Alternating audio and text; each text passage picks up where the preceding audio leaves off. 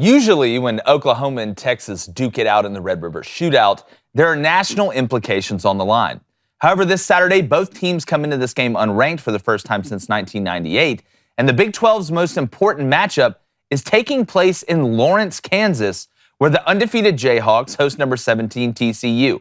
Yes, that is actually really happening. You aren't dreaming and you're not in a coma or asleep. Now, even though neither team is ranked, this is a fantastic rivalry, and either fan base would gladly take home the bragging rights this year.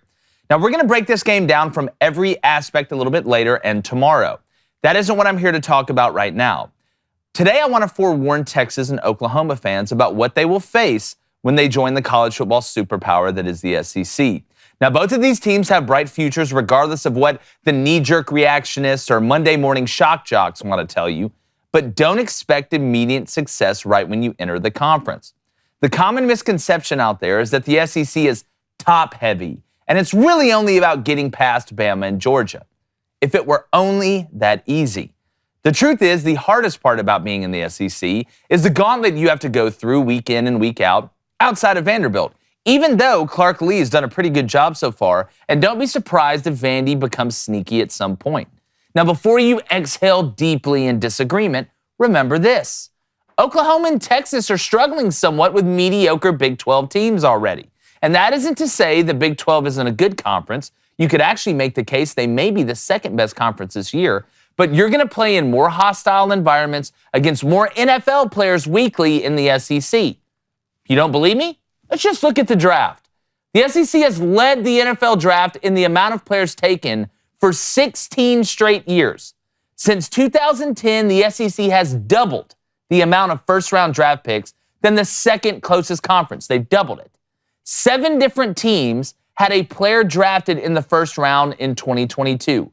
And this past draft marked the 8th straight year for the Southeastern Conference to see 50 or more players taken in the NFL draft. To put that in perspective, only twice in the last 27 years has another conference outside of the SEC seen 50 or more players drafted. Now, for some reason that doesn't win you over, let's look at national championships. Since 2003, the SEC has won 13 of the last 19 natties, and that spans over 5 different SEC teams. Kind of kills the top-heavy argument. Now, is the SEC perfect every week? No. Are they consistently better than every other conference out there? No doubt. The last argument people go to is, hey, Missouri made the SEC championship game twice in the first 5 years. And they did. But the league is very different now. Just look at Georgia. And when they got there, they lost by a combined score of 101 to 55. That was more of an anomaly than anything else. Now, Oklahoma and Texas will end up being fine once they get used to how things roll, and they'll be great additions to an already juggernaut conference. And unless there is just implicit bias in every scouting department on every NFL team, and also in national championships, which there isn't, the SEC is still king for right now. And this will not be a walk in the park early for either team. I'm going to bring in David Cohn, my brother Blaine as well. And listen, you can say SEC homer, this, that, and that. I don't think it's a stretch. When you look at the draft and you look at who's actually won national championships for a long time, for a while, I could go back to 98 and it could be even worse with Tennessee winning it. That would be the 6th SEC team. It's really, in my opinion, not even an argument, David. Yeah, no, I don't think you have to know that much about college football to understand that the SEC Agreed. has been the dominant conference. And I don't know which Texas and Oklahoma fans are the ones saying that we're going to come into the SEC and dominate the conference right Probably away. about 65%. I don't think that's right. They don't know that much about football then. If that's well, again, think about fans short for fanatical. I don't blame. I would not. I'd be the same way. I'd be confident in my team joining the conference. But there's a difference. Joining the conference is different than coming in and dominating. That's exactly right. But, fans are going to be fans. Like, I'm not seeing that necessarily, but maybe there are some out there. I will say, though, I don't see Texas and Oklahoma struggling with mediocre Big 12 teams right now. I mean, Texas Tech? No, I mean, Texas Tech, when you look at TCU and Kansas State specifically, but even Texas Tech, I don't think it's just an automatic that those teams would come in and lose to Arkansas right now, or South Carolina, or Kentucky, or Auburn right now. I mean, I think that those will be good football games. I think Kansas State could come in and beat a good bit of the SEC. Kansas State, I'm not talking about Kansas. I had Kansas State going 7-2. TCU. I mean, I think TCU can come in right now and play with a lot of the SEC teams. So, while we look at some of the teams in every conference you can point at and say you're the weak link in this conference, and obviously there are going to be better teams and worse teams in every single conference. I look at the Big 12 right now, and I'm as excited about that conference as any in the country right now. Yeah, well, it's kind of new for the Big 12 too, especially changing to be a defensive conference, and where they were last year at this point. A lot of people were writing the Big 12 off, kind of like they're doing the Pac-12. But again, when you bring them, I don't think that TCU would have a problem playing an Arkansas team right now. Yes, in one game. That's not my argument. I think we get caught up sometimes in this team would play this team in one game. It's about getting to week 7 where you've had to play Arkansas, LSU, Tennessee. When you look at depth of conference and the amount of NFL players and the speed, I think if Texas Tech came over to the SEC, they may win 2 SEC games in an SEC slate. When you look how many Big 12 games would Auburn win right now if you had to play Baylor and Oklahoma State and Kansas State? Oh, well, if you take any team from the bottom of the conference and compare them to the team that's on the top of another conference. I'm not talking about top. I'm talking about that's you just took Auburn and compared them to Baylor. So if Auburn, I'm saying I think Baylor Auburn would and be. I think Oklahoma Auburn State could beat and Texas Oklahoma Tech and TCU and Kansas State. That's 6 different teams. Okay, so name the top 5 teams in the Big 12 right now. I just did. Yeah. Okay, so you're comparing them Oklahoma, to maybe the second Baylor. worst team in the SEC. I see. I would say. We'll take another one. How many is LSU beating right now? Oh, I think LSU beats Texas Tech. I think LSU has a good chance. Is LSU to beat beating State. Oklahoma? Is LSU beating Oklahoma State, Baylor, Oklahoma, Kansas State, and Texas all back to back? I never would say that. That's not what I'm saying. That'd be a tough slate. So what you're telling me, you think it's as easy to go through a Big 12 schedule than it is an SEC schedule, right? That's not what I'm saying. Then what are you saying? What I'm saying is the Big 12 is very good right now. It's fun to watch football. Nobody's and I'm arguing not saying that Texas and Oklahoma fans think they're just going to come in and dominate the SEC right this second. Well, I promise you, if you poll Texas and Oklahoma, number one, Texas thinks they're going to win the national championship every year. That so much is like that. That is true. And Oklahoma, in my opinion, if any team has earned the right to think they're going to come in and have success early, and I'm not saying you're going to come in and go 6-6, but I think you're looking at an 8-4. I think 9-3 is probably the ceiling. But if outside of Oklahoma and Texas, I know Oklahoma has a new coach and Lincoln's in USC, but if any team has the right to come in and think they're going to have a chance early, it's Oklahoma. But again, you got to look at recruiting down the road. Texas is going to have Arch Manning. Like I said, they already think they're the best team. But per capita, per team, going through that schedule, if you're losing at Texas Tech, it's going to be tough when you've gone to Arkansas, to Tennessee, then play LSU at home, then play Kentucky. Ole Miss, the top 10 team right now. Kentucky just got out of the top 10. Auburn will be back eventually. It's just a matter of time. Football is cyclical anyway.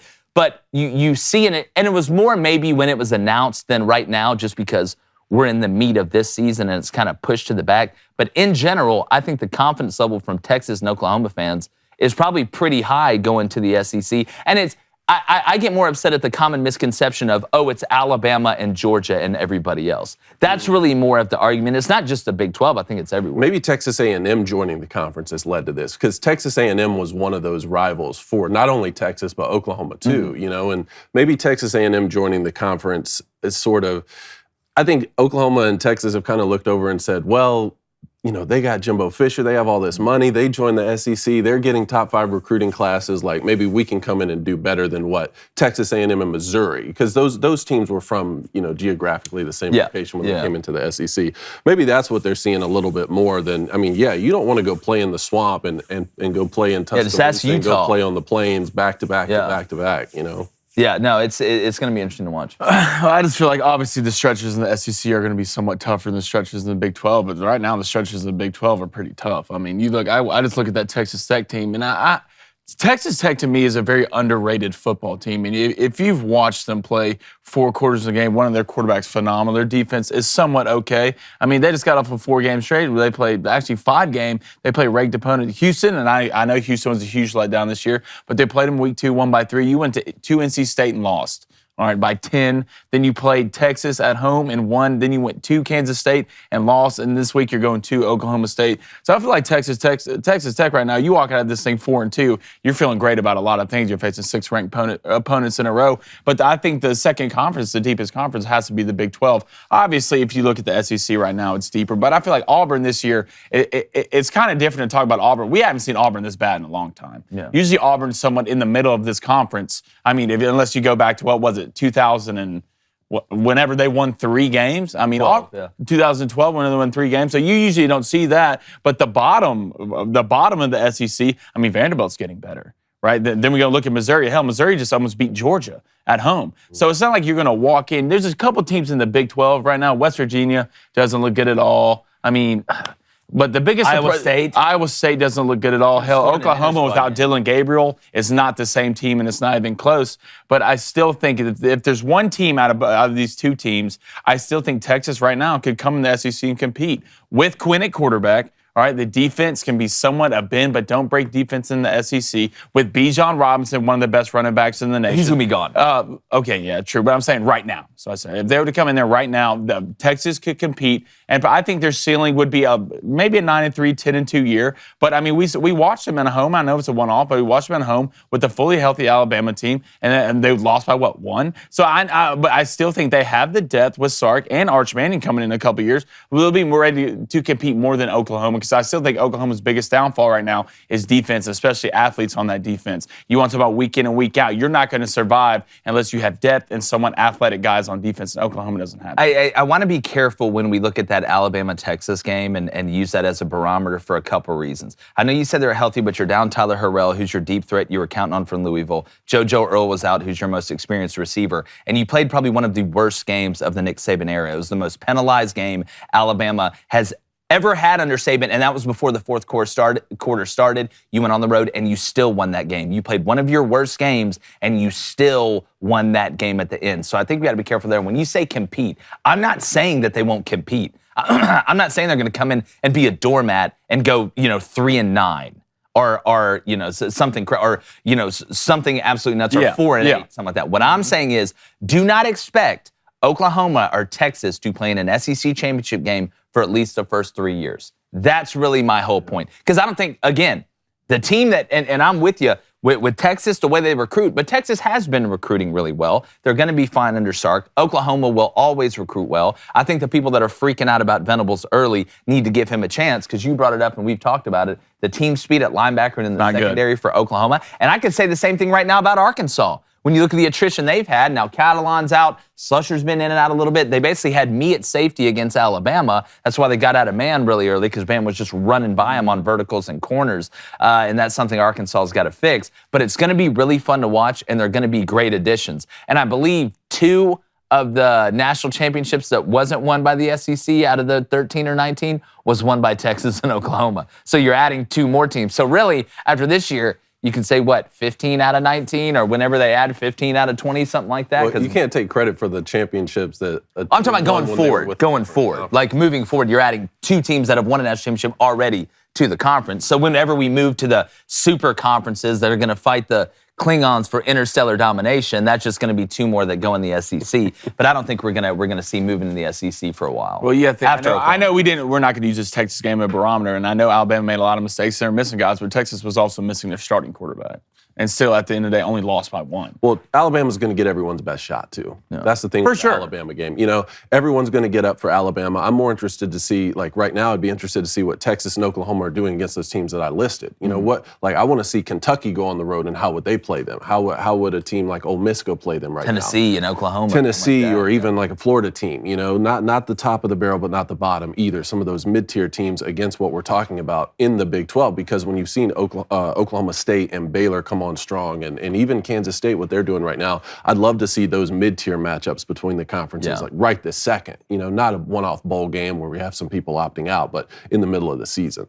Hey, if you like that content, please like and subscribe. It helps us out, and also share it with your friends.